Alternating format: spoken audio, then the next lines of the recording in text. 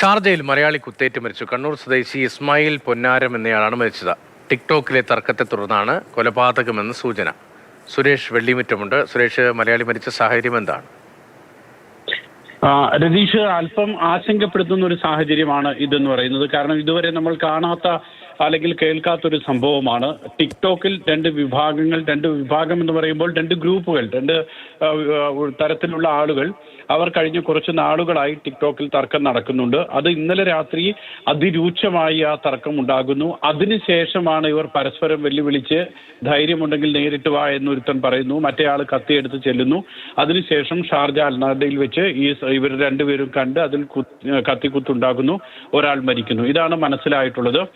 രതീഷ് നേരത്തെ സൂചിപ്പിച്ചതുപോലെ കണ്ണൂർ സ്വദേശിയായിട്ടുള്ള ഇസ്മായിൽ പൊന്നാരം, ഇയാൾ കുറെ നാളുകളായി ഇവിടെ ഉള്ള ആളാണ്, ജോലി ചെയ്തുകൊണ്ടിരുന്ന ആളാണ്. ഇദ്ദേഹമാണ് കുത്തേറ്റ് മരിച്ചത്. ഇദ്ദേഹത്തിന്റെ മൃതദേഹം ഇപ്പോൾ ഷാർജയിലെ ആശുപത്രിയിൽ സൂക്ഷിച്ചിരിക്കുകയാണ്. കുത്തിയിട്ടുള്ള ആളും മലയാളി തന്നെയാണ്, കൊല്ലം സ്വദേശിയാണെന്നാണ് നമുക്ക് മനസ്സിലാക്കാൻ കഴിയുന്നത്. പക്ഷേ അക്കാര്യം സ്ഥിരീകരിച്ചിട്ടില്ല.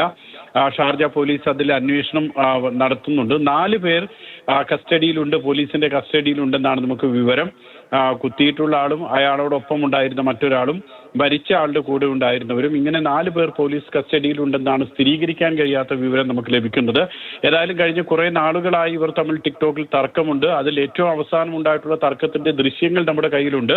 ആ ദൃശ്യങ്ങൾ നമുക്ക് ഇപ്പോൾ പുറത്തുവിടാൻ കഴിയില്ല, കാരണം പോലീസ് അത് സ്ഥിരീകരിക്കേണ്ടതുണ്ട്.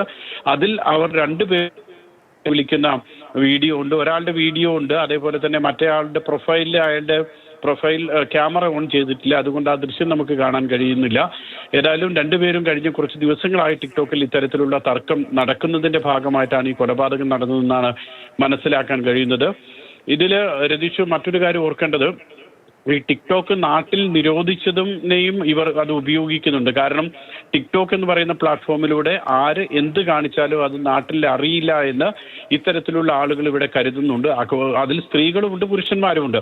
അവരുടെ ഒക്കെ വീഡിയോയും ഫോട്ടോസും ഒക്കെ നമ്മൾ പല ഇടങ്ങളിലായിട്ട് ടിക്ടോക്കിൽ കാണുന്നതാണ്. അപ്പോൾ നാട്ടിൽ ടിക്ടോക്ക് നിരോധിച്ചതിന്റെ ഒരു ആനുകൂല്യം കൂടി ഇവർ ഉപയോഗിക്കുന്നുണ്ട്.